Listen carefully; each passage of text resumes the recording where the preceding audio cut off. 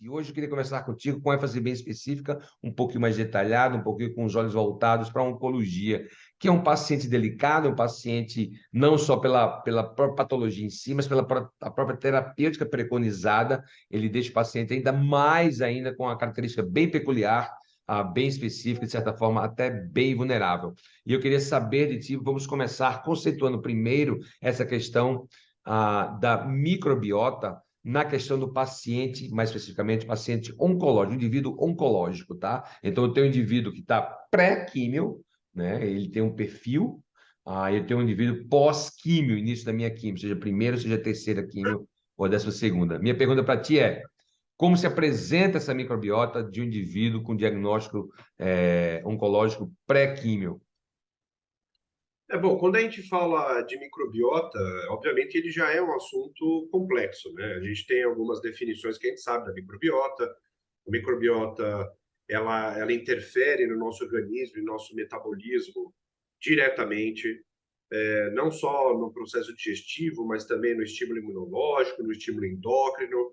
Então, hoje em dia, a nossa microbiota ela é considerada um tecido vivo, né? E é um tecido fundamental, assim como todos os outros órgãos, né? Se não for mais importante que os outros órgãos, a nossa microbiota ela ela tem essa função, né? Inclusive hoje ela é passível de transplante. Quando a gente fala especificamente de paciente oncológico, a coisa começa a ficar cada vez mais complicada, né? Porque antigamente a gente sabia, a gente já sabe que a microbiota ela tem um papel extremamente importante no estabelecimento, até mesmo na manutenção, na piora de um câncer coloretal. Obviamente que a microbiota inicialmente ela foi estudada.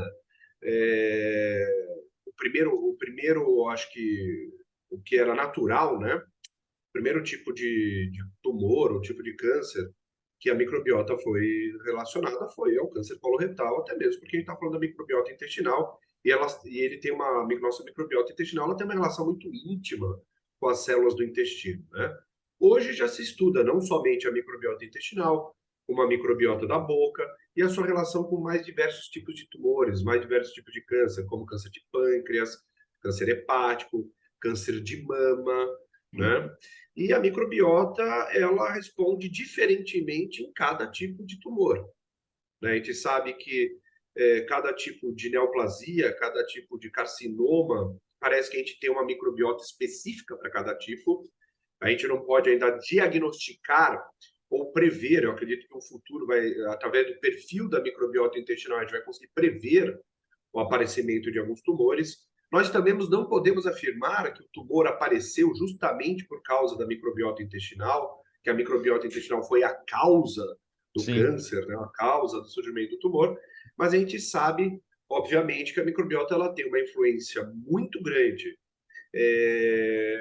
no prognóstico, né? Ou de melhora, ou de piora, e mais ainda, hoje a gente sabe que a microbiota interfere diretamente na qualidade do tratamento, na resposta do tratamento, seja quimioterapia, seja imunoterapia, a microbiota ela tem um papel muito importante na eficácia do tratamento, né?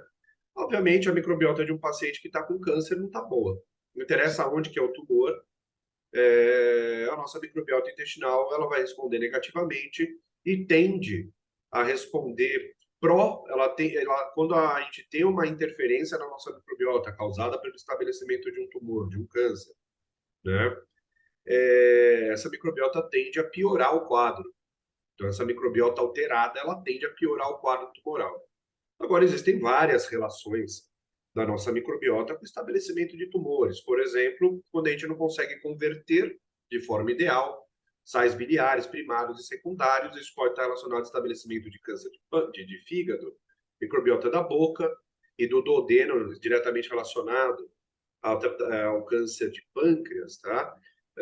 Existem várias outras formas que a microbiota pode interferir, principalmente na resiliência imunológica, porque a gente sabe que todo tumor começa por um erro imunológico, isso é sabido, né? Uma célula neoplásica, antes dela virar uma célula tumoral, com uma capacidade de angiogênese, destruir tecidos adjacentes, a primeira coisa que aconteceu foi um erro imunológico. Porque uma célula neoplásica, ela tem que ser destruída, ela tem que ser combatida pelas nossas células citotóxicas e, por algum motivo, o nosso sistema imunológico deixou passar.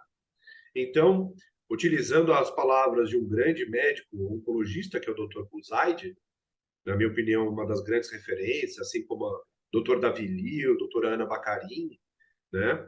Todos eles deixam claro, né? Todo câncer começa com um erro imunológico.